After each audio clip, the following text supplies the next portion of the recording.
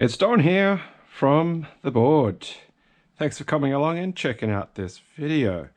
So we're moving along on to another one of the tools that I've got in my hand tools collection for doing a bit of woodworking to make some keyboard stuff further down the chain. Now this is a Stanley 151 Spokeshave. So you can see here, hopefully, that it's got the 151 stamp on it. And, well, I think it's a Stanley anyway. The design is certainly a Stanley design. But the reason why I believe this one's an original Stanley is, well, you can't really see it very well, but on the actual cutter, it does have the Stanley stamp on it. At least the blade is Stanley, if the body is not a Stanley. Now, normally these go for, in good condition, you know, $60+ on eBay in Australia at least. I actually managed to get this one on auction for $30 shipped. So that was a really good buy. But you can see the condition's not fantastic. So what I'm going to be doing today with this is I'm going to be cleaning it up. I'm going to be hitting it with the wire brush. We'll be cleaning the blade, be cleaning the actual cap, doing a bit of, touch up with my wax paste here to give it a bit of protection, and then we'll try giving the blade a bit of a sharpen as well, and then we can give it a try on a bit of scrap timber that I've cleaned up here. So look, in its original condition, as it currently stands, we're going to sit that blade back in, and we're just going to try and do some cuts with it right now, just to see how poorly it does or not do. So the Stanley 151 is a little bit different compared to, say, a Stanley 50 in that it has these two set screw adjusters on it for a bit of micro adjust. But what they can do with these is it allows you to actually angle the blade so you can get a deeper cut on one side than the other if you wanted to. Gives you more options, but for the price of what some Spokeshaves were going for, the fact that I actually got this 151 for the same price as a normal Spokeshave, like a 50 or something, I was really happy with being able to pick that up.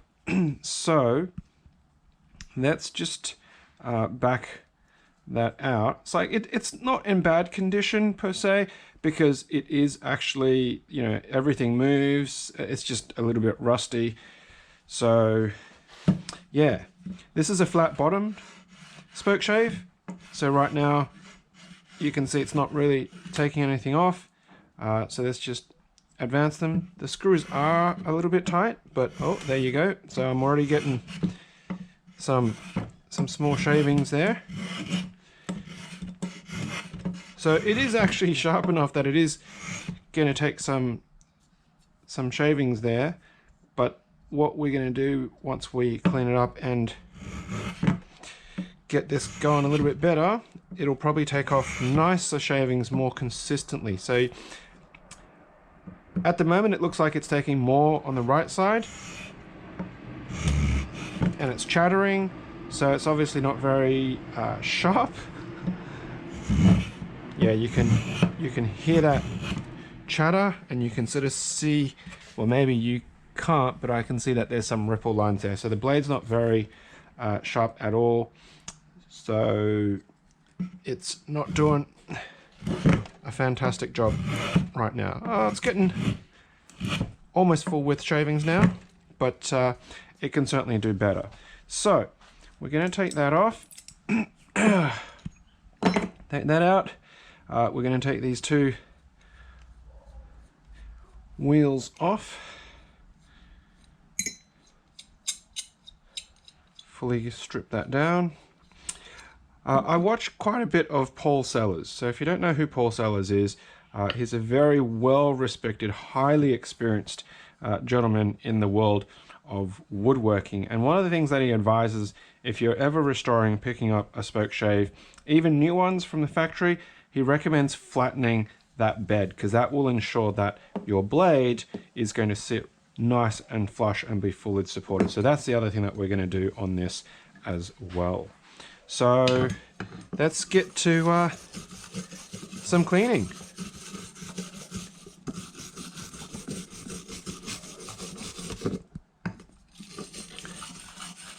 It's really mostly just surface rust at the moment by the looks of it. It's nothing too crazy out there. I mean, I probably don't really even be needing to do this step right now, in that most of that surface rust isn't too much of an issue.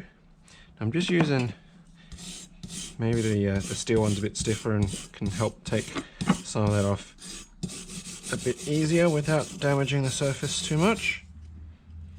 Yeah, that's good. Now I do plan on making an oil pot following Paul's concept, which is really straightforward and very simple. So I've got an empty tin here ready for that. I just need to get the actual machine oil, and then I'll be able to bung a bit of cloth in there. But that will allow me to actually lubricate and also coat surfaces like the bottom of the planes and soles, which will help them glide over timber as you work, as well as keeping, you know, your actual tools in good condition too. So just cleaning up on the threads inside there.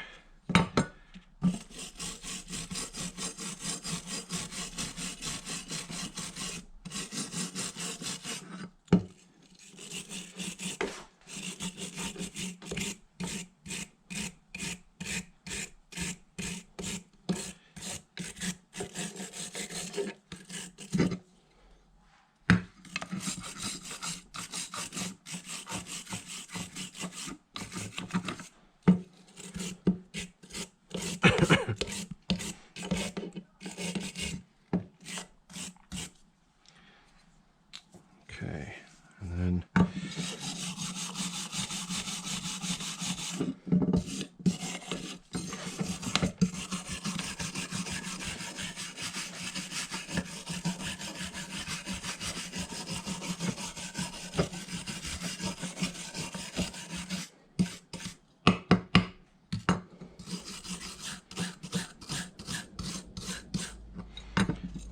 get inside there if we need to.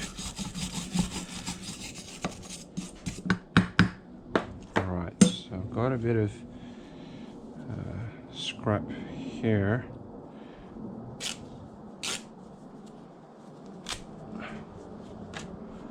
Use that just to take off any loose bits.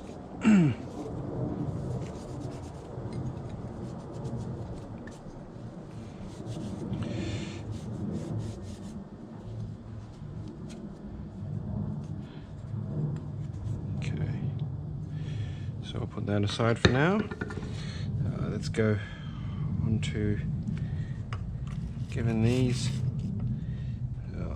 It's going to be a little bit hard to actually. Maybe I can use.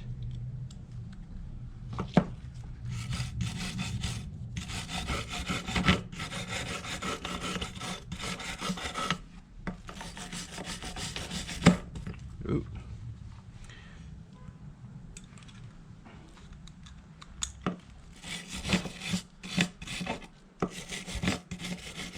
I don't have anything to get inside there onto the actual thread, but I'm hoping that once I can thread it on and put a bit of the wax paste, that'll help that clean up and lubricate a little bit of the thread itself.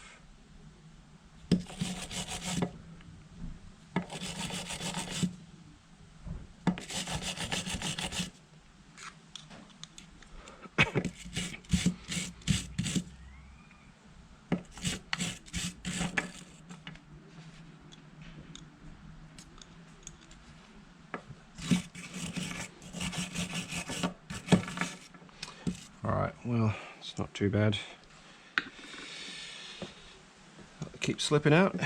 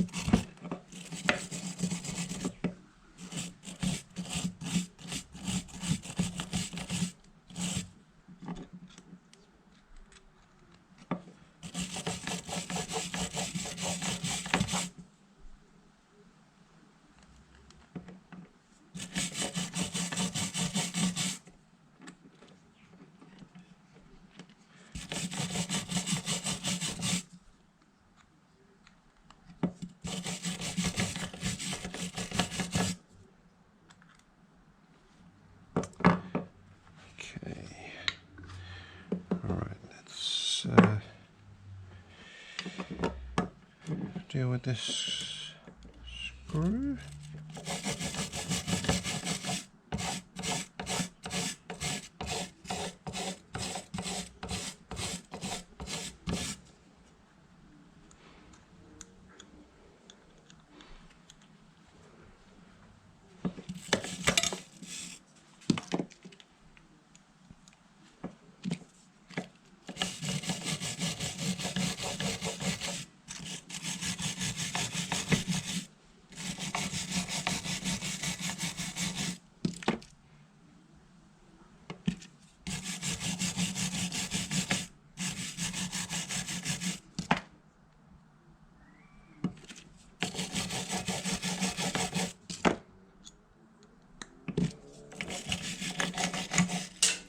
Way, that was dangerous.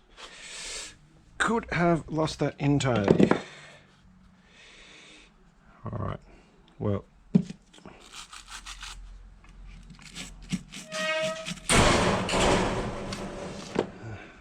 That was my side gate.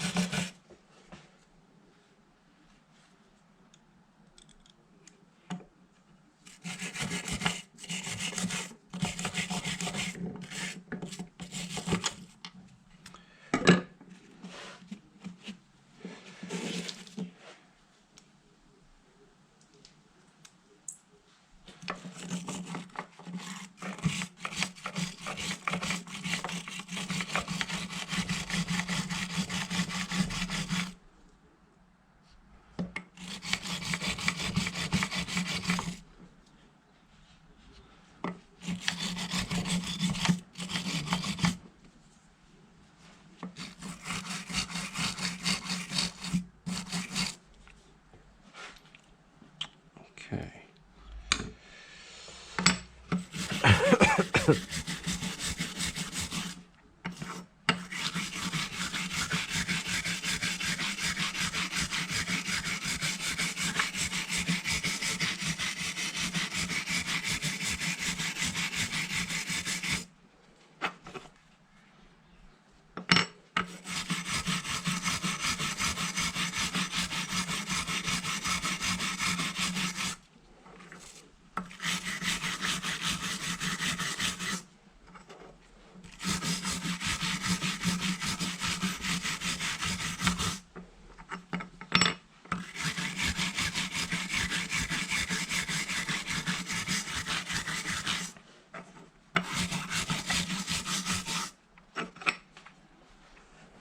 Alright, so that's actually got a really lovely kind of patina color that's coming up on that.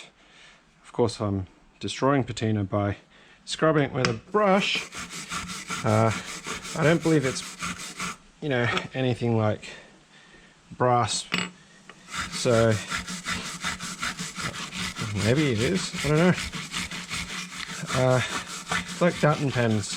You know, people work really hard to get a patina on it, and then somebody sells it to another buyer, and then suddenly they clean off all the patina and then start again from scratch to show and indicate their love and wear and use on that particular pen. Okay, well, we'll see how that turns out. And then the blade itself, got quite a bit of rust there on that bottom edge, but I'll get rid of a lot of that quite quickly.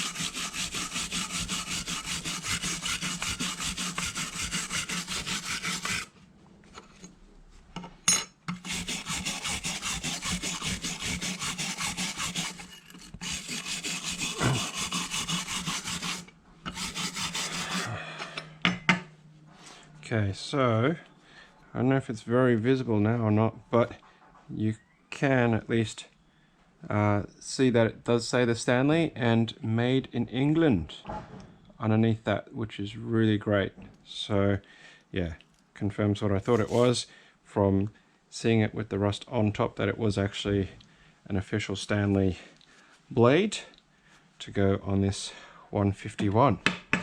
Alright, so the things that I'm going to lube up right now, maybe let's do that at the end, only because I need to do a little bit of sharpening, cleaning. So I'm not going to pull out that board yet, but I'm going to use the diamond paddles that I've got to first smooth that out. So we're just going to go with the medium paddle for that. Just going to get that wet.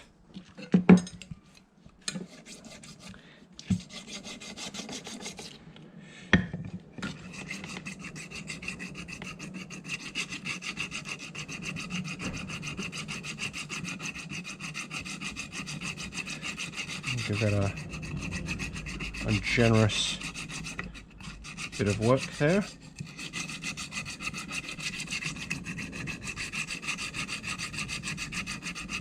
Works really well because obviously the paddle's nice and thin compared to trying to get, you know, a file or something like that in there.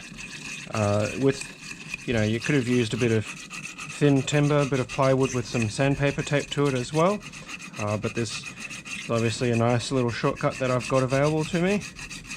And you can see that by doing this already, some of these spots here are showing up, which means that they were obviously raised spots that was going to prevent having a good flat bed for the actual blade to sit and rest against. Now you could say that I'm taking that protective paintwork off it, but I'm going to be coating it anyway with the wax paste to give it a bit of rust protection again, so I'm not too worried about that.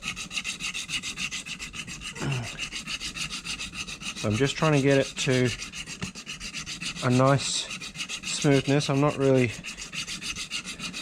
looking to make that completely flat to the point where all of that black enamel or japanning or whatever they call it is actually coming off it, but I'll have a feel of how smooth that is.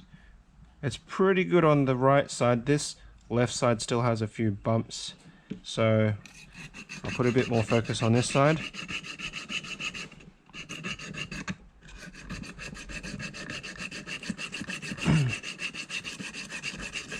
Of course, I still need to make sure that it's going to be even.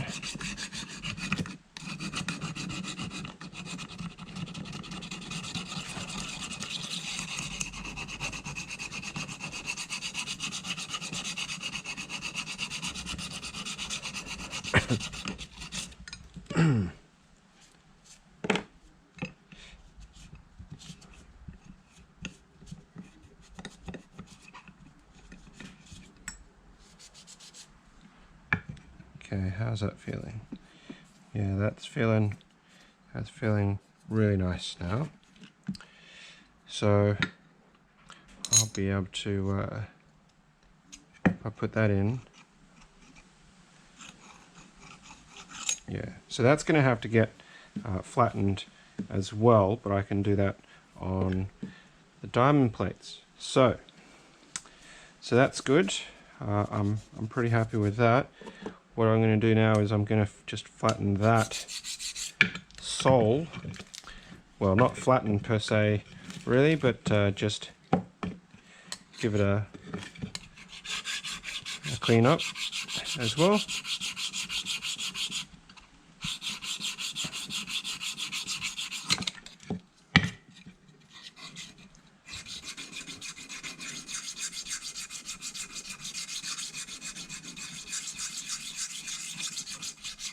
It's nice and big, nice and flat, covers the width of the paddle, so I'm not too concerned about getting too uneven on that. Now, what Paul Sellers recommends is actually adding a little bit of a bevel to this so that it gets you into tighter spaces, and that way if you don't have a curved bottom, a round bottom Spokeshave, then a flat bottom will be able to do a lot of those jobs. I'm not quite so advanced to doing that right now, but basically he recommends taking a bit off the front or the back, and that way it gives you more options for working in curves than a flat bottom that this one would be right now. So with that done, just going to use that same bit. I am now going to give this a good coat.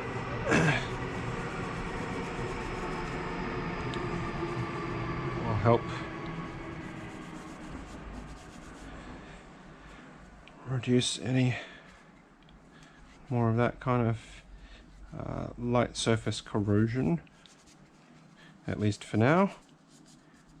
Get it in there, get it all in underneath, in the gaps as best we can.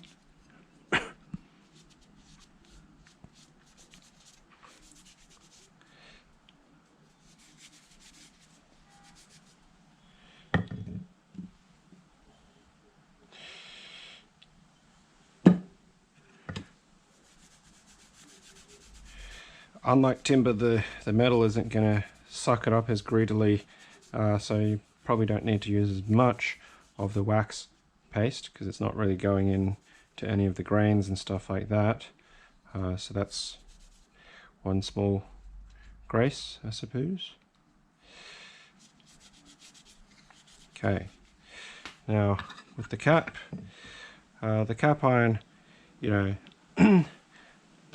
you probably do want to just give it a little bit of a flattening as well, because you want it to be able to apply pressure nicely and evenly.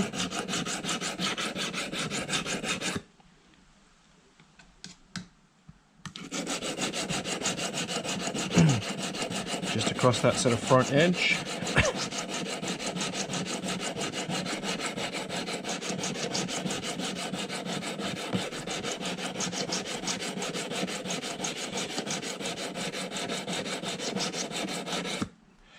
Don't have to go too crazy with it.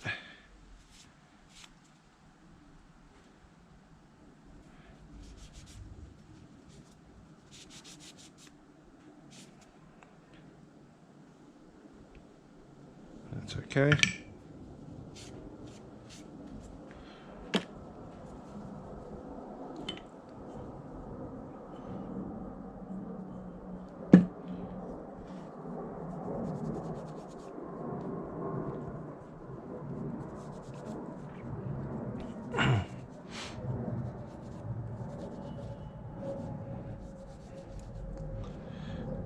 Lovely colour coming out of that and that sheen.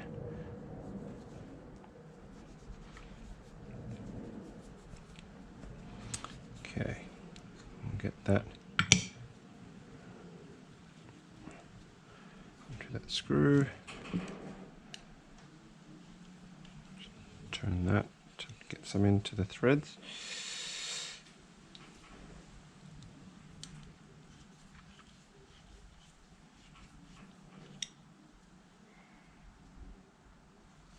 Lovely.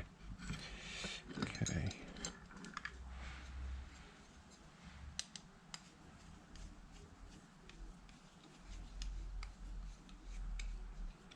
Move it onto there. And then we'll back it out.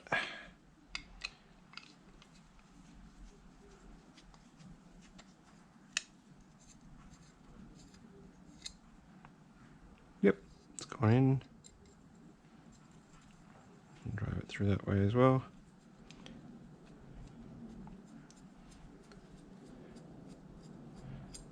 Okay. similarly, guess we'll on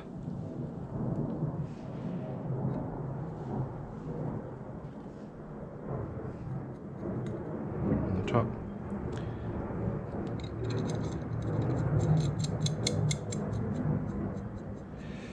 Yeah, that's nice.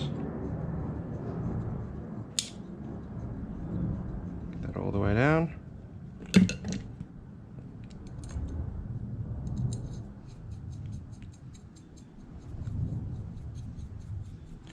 Nice and smooth now.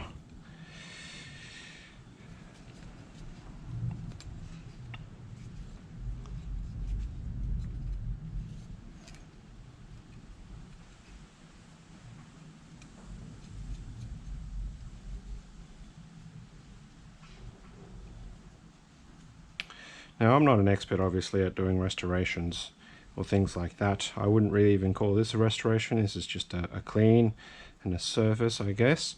Whatever I'm doing wrong, you know, if you're watching this and you're screaming at the screen, please, of course, educate me. You know, put it in the comments below. Tell me what I'm doing wrong, and hopefully it won't be so bad that it's irreversible damage, which I don't think it would be, really, to be honest.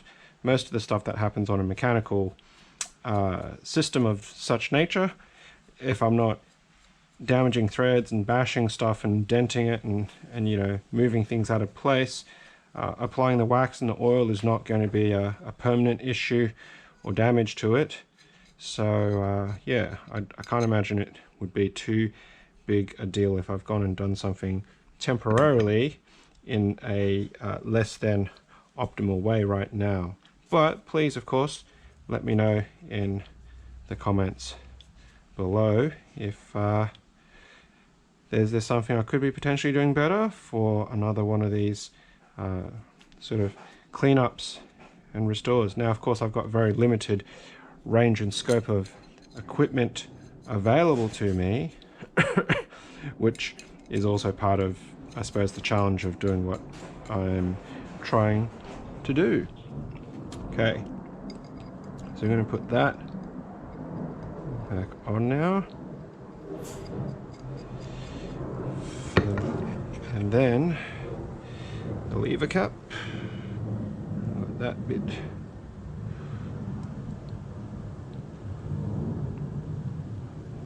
Just going to thread that through,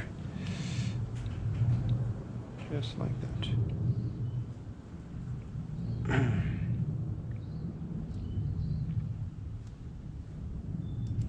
Go from both directions. Run that through. All right. So all of that is now ready for the blade. So that will probably just need to be backed out ever so slightly. Yep. All right.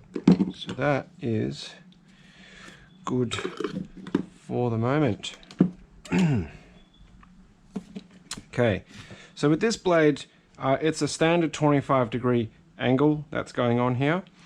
My challenge really right now is the fact that I don't think this is necessarily going to work with my honing guide. I'm going to pull it out and have a look anyway to see if I can get it to fit with the honing guide, but I don't have a high degree of confidence that it will work, simply because the honing guide is made for much longer kind of items.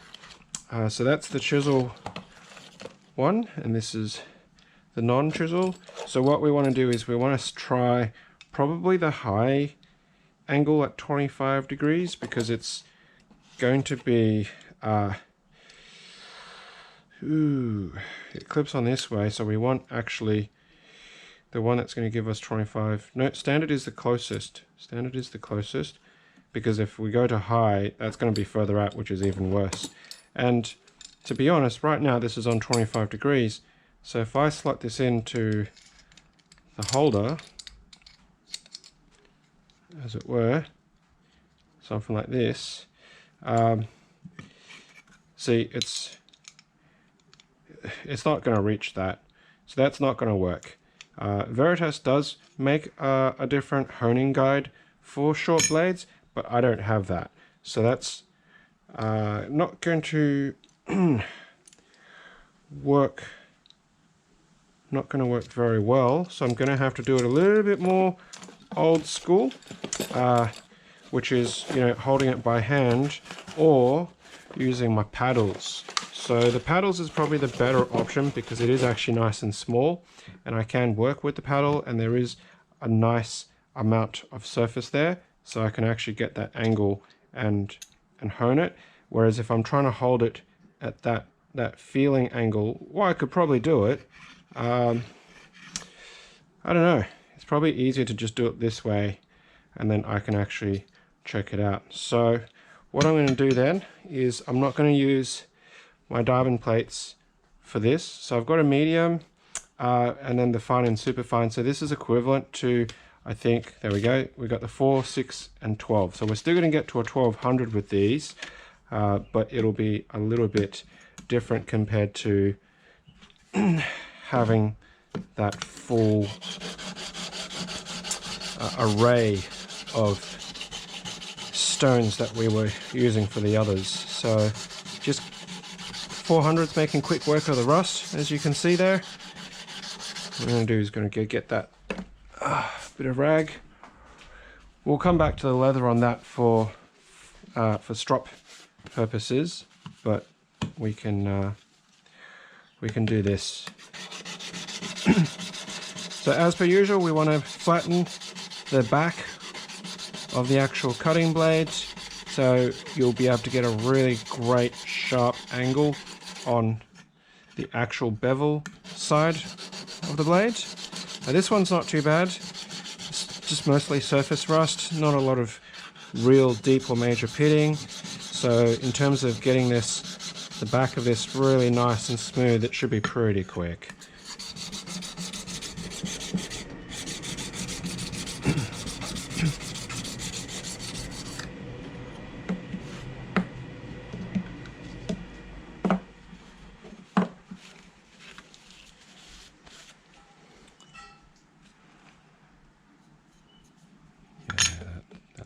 Good.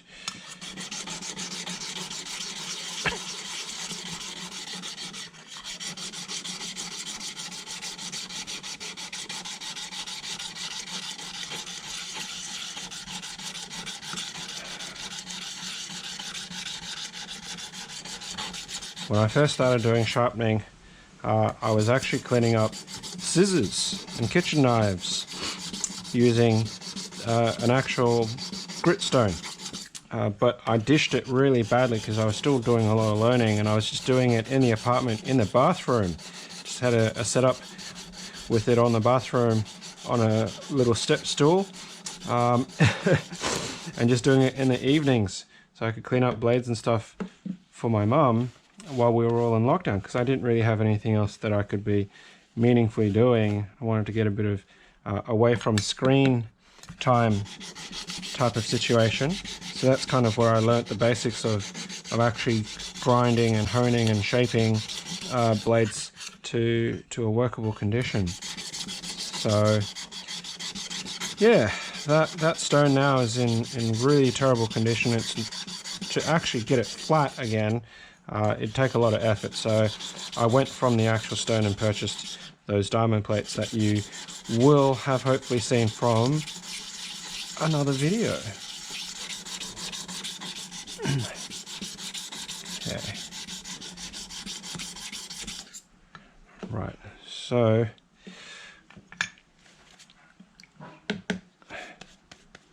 I'm going to flip that over now. Now the reason why this is really important that both sides are going to be flat is the back of the Spokeshave, the blade, the cutting edge needs to be flat to get a good cutting edge. The front needs to be flat because it's going to be registering against that surface of the Spokeshave body that we've flattened. If we don't flatten this surface and it's all lumpy and bumpy, but we flatten it, then it defeats the point, because then now it's not going to be sitting nice and flat. and having that support and that registration against the body. So we do really need to do both sides on the blade for that particular reason.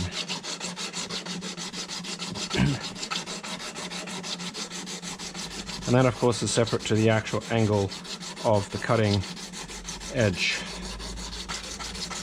So as you can see, you know, within a couple of seconds we're already getting some high points on the blade showing up.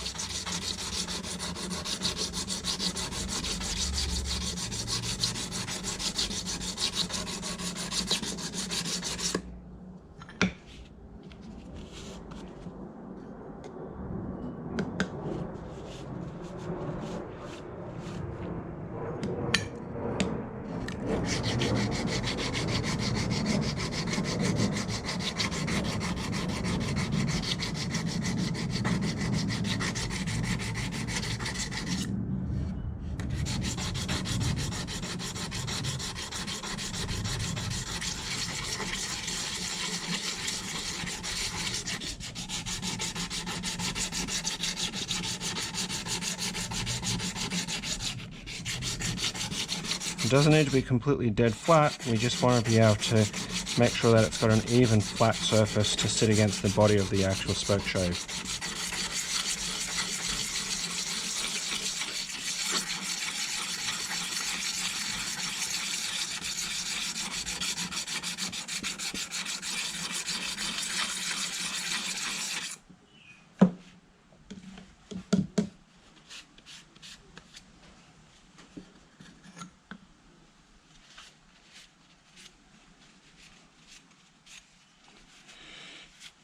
Okay, so how's that?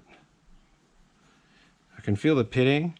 It would take a really long time to get all that pitting out at the moment, which I'm simply not going to do because I don't think there's really value in doing that. But having taken that surface rust off that as well, and given that it's quite a reasonable flatness now, so front and back, we've done that with the 400. It doesn't need to be a mirror finish on the front there, so we're just going to switch up to the 600 now for the back of the actual blade.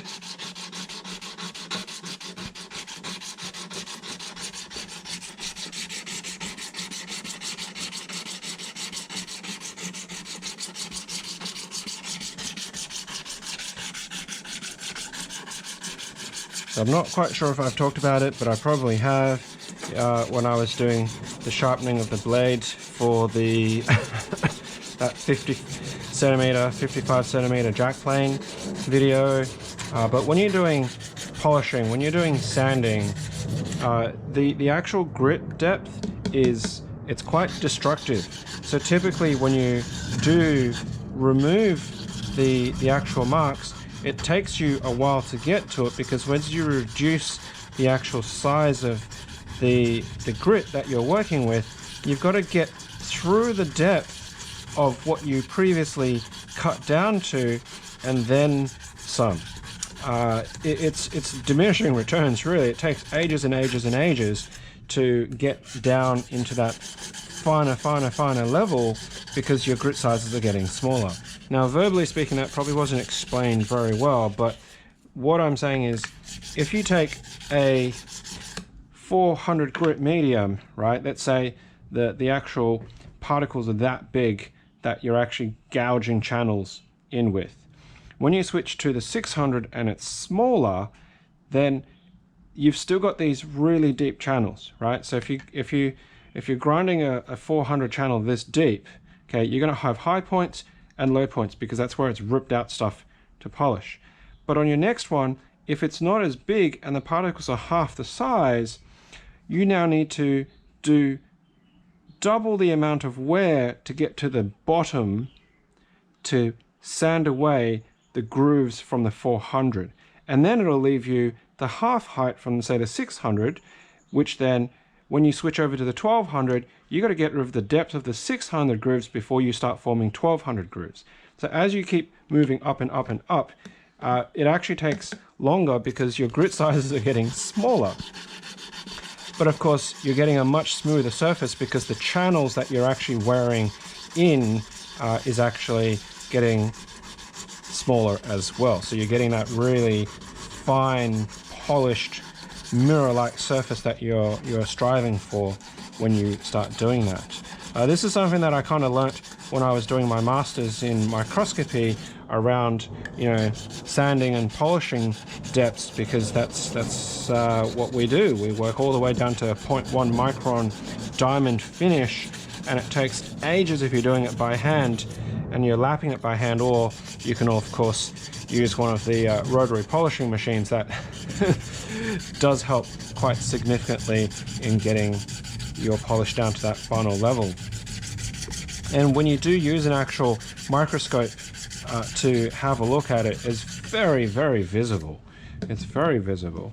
So yeah, I would suggest that if you're interested in seeing how that actually looks, to go on the internet and have a look at some some micrographs, or under the high-powered microscopes, what it looks like when you're polishing through different levels of medium.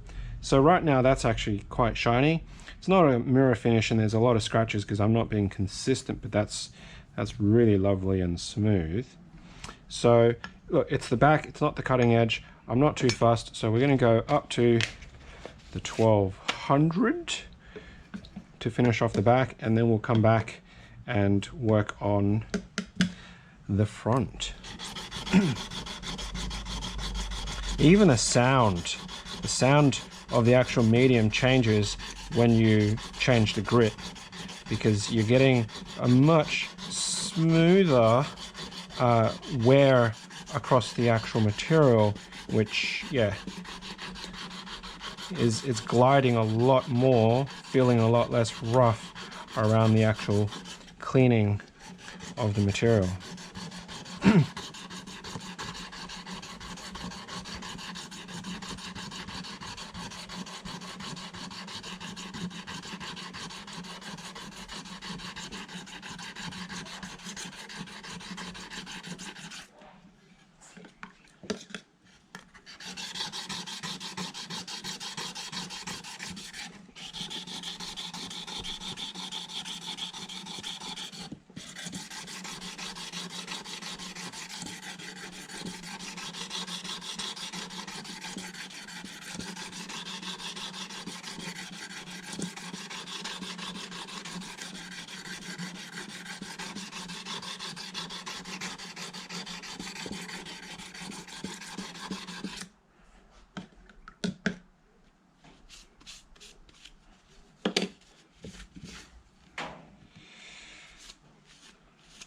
Okay. I can already feel the sharpness of that edge has greatly improved. It's catching on my finger now, just by polishing the back of that. So that's, yeah, I'm pretty happy with that right now. I don't think we need to go any further for that. So now we're going to do the front. So let's go back to our medium. And I'm going to try and feel for that. I'm going to need to raise that a bit more so it's a nicer surface to work with.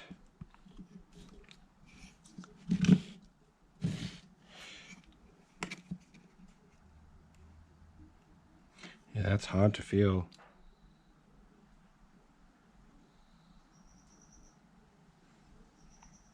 Okay.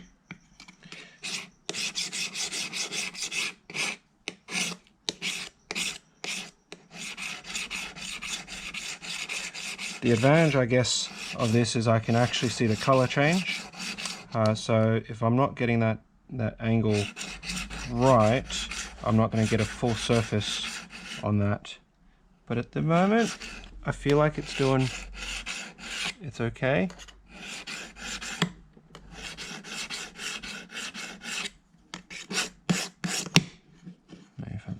way.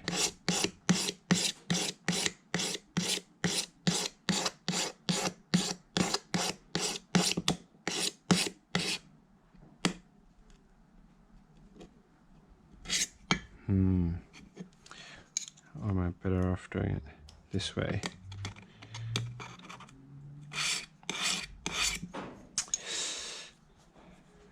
I've not had to work on such small blades prior to this, so obviously this is still going to be learning for me on getting that perfect sort of working environment. Maybe this works a bit better because I can actually see it. Yeah. All right, we'll do it this way. I realized that I could probably make an angle jig that will help with that in terms of the right angle set, and Paul also has a really great video on that, but I was hoping to not have to go to such extremes to start with, but maybe I might get around to actually making one at a later stage.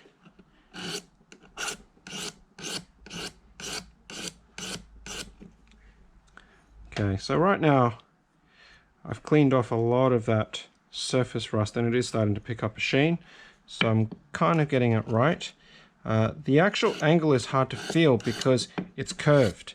So this has been machine ground, which means I'm not getting a perfectly flat surface compared to if it was hand ground at 25 degrees, which is making it a little bit difficult to feel the full surface registration.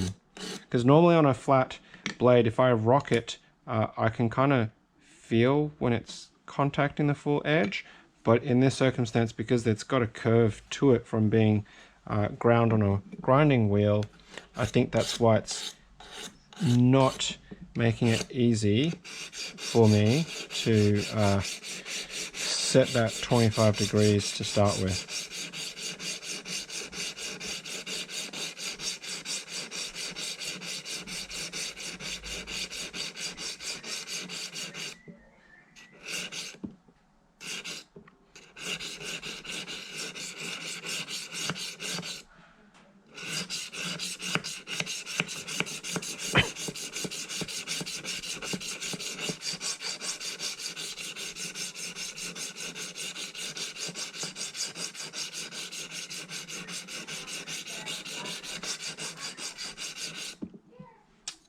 Okay, how's that look?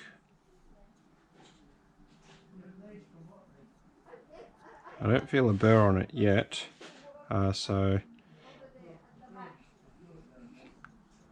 but I can definitely feel there is a lip of something that is forming.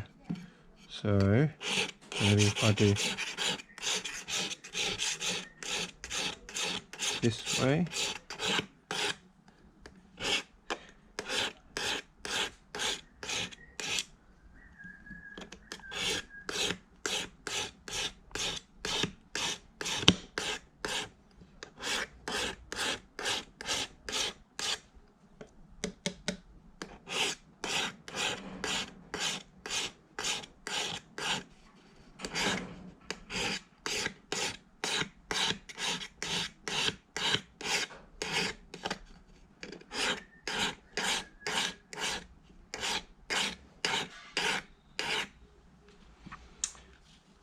Okay. Yeah, that's nice and shiny now. Got a good reflection on that and starting to form an edge on that. So I think doing it this way is kind of working. I just need to get good muscle memory for that angle that I'm after.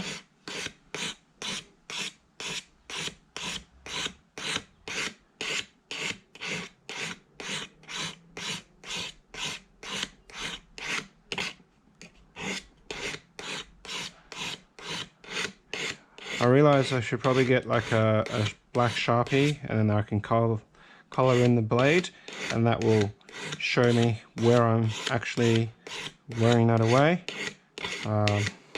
That's something next time, I guess. Better go dig up some markers, which I don't really use very often normally. So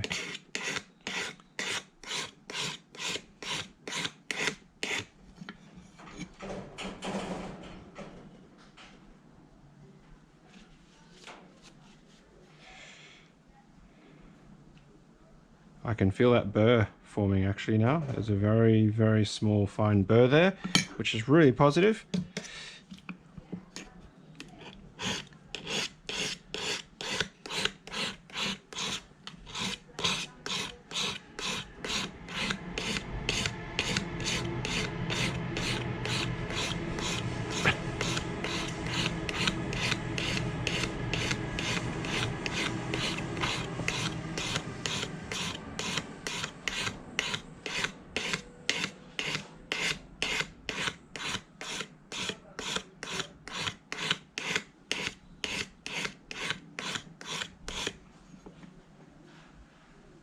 Yeah, there's a nice burr forming in the back. Okay. I mean, this is not really in the same scale, I guess, as you know, a full-on plain blade, but could probably get away with this because it's quite an unused blade from what I can really tell and feel. So, you know, I don't have to completely reshape it compared to, say, the that wooden jack plane one that I had to do.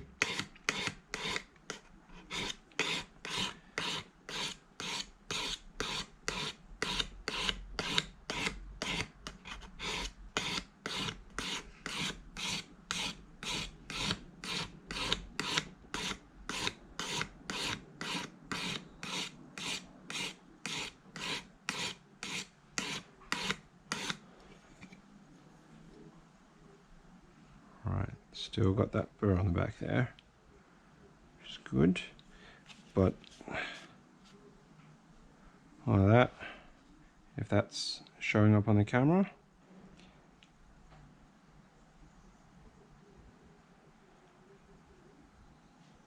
Yeah, that's quite a nice curve to it. So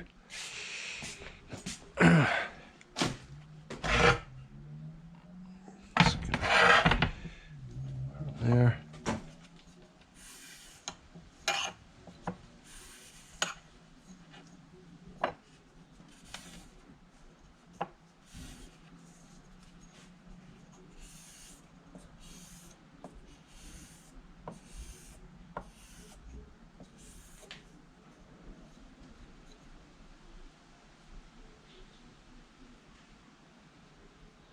It's not as sharp as I've felt on the plain blade, but I suppose that's probably just an effect of me hand sharpening that rather than with a controlled jig. But I think for what we're trying to get today, at least to get this going, that is plenty sharp enough. So let's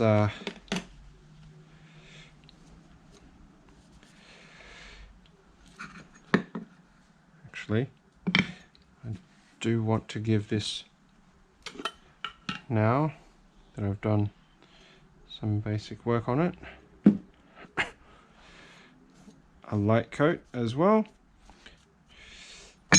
Ooh, that would have been all bad. Hopefully that just didn't knock the edge of that too much and ruin all that work that we've just done. That would have been very annoying if that had happened. Okay, so bevel down, we're gonna put that in, we're gonna take it all the way up to the top, so the blade's fully retracted, and drop the actual cap on, and just back that up. Still, there we go. Alright, so now I need to be able to advance these before I tighten it. I want to make sure that it's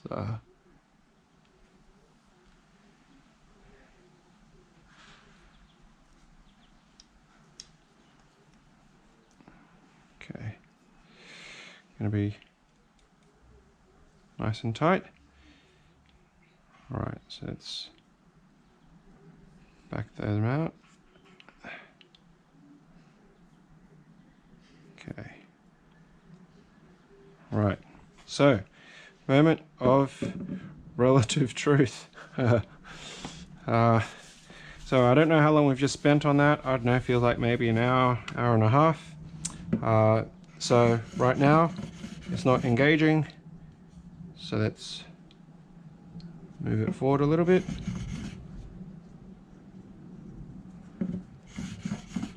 Still no bite. We're starting to get something now. Some very light. Ooh, there we go. Some light shaving.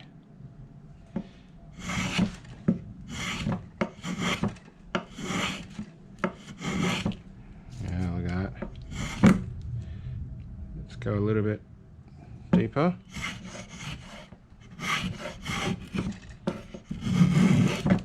Yeah.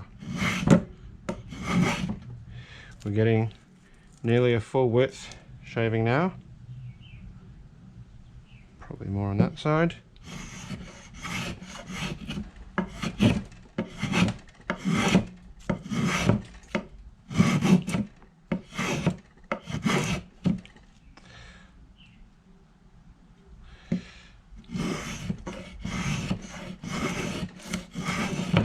But the noticeable difference is I'm not getting any chatter, which is good.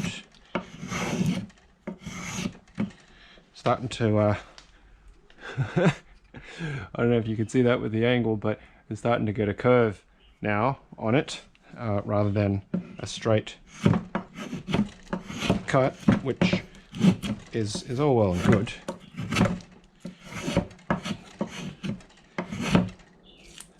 So I think we kind of have success. We've given this a really good clean, and look at that, nearly a full width shaving coming off that piece of timber. Now that's getting dirty from my fingers, but I'm feeling that right now, and it's actually really nice and smooth.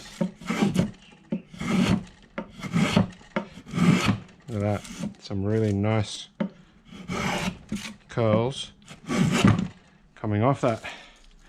Rightio, I'm going to call that a success. Yeah, that's got a good sharpness to it. It's definitely taking, you know, ooh, that's going against the grain, and you can see how much tear out is happening there. Yeah, that's definitely against the grain, whereas this way we should be able to clean that up. Yeah, look at that. Back to being a nice smooth curve within a couple of strokes. Of course, there's also user error and technique. Push and pull, from what I've been told, is really much the same. So we'll just try and do it with a pulling action right now. It's all about really getting even pressure and control on this too. So right now, you know, this is cutting the way it should be really. It's just me not setting necessarily the right angle or the depth, but fantastic. Look at that dodgy curve that I'm cutting into this bit of scrap. So, success, you tell me. Getting shavings, it's got another lease on life, and hopefully it'll be in the workshop and in use for many years to come. So that is a Stanley 151. You know, a quick cleanup, a quick sharpen, a quick sort of lube and oil, and that will go into the collection. That'll give me the ability to do, you know, surface curves, as well as I can do, you know, edges and round off edges, assuming my clamping solutions will let me. You know, form curves and things like that of that nature. Yeah, which will be really, really great. Lovely little find, 30 bucks off eBay, shipped. Can't be happier than a little bit of elbow grease and it getting back up to a great usable condition. So there you have it. There you have it. Whew, I've been unwell, so you can kind of hear me coughing a little bit. I'm probably not trying to strain myself too hard by doing anything too strenuous.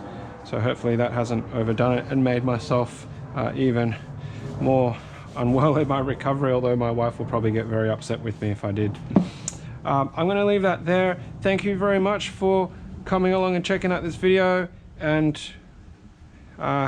joining me in getting this baby back up and running. If you do have any comments around how I've done it, how I could improve it, and how else I can better look after it going forwards, please do leave them in the comments below. Thank you once again for coming along and checking out this video, and of course, as usual, until next time, happy clacking.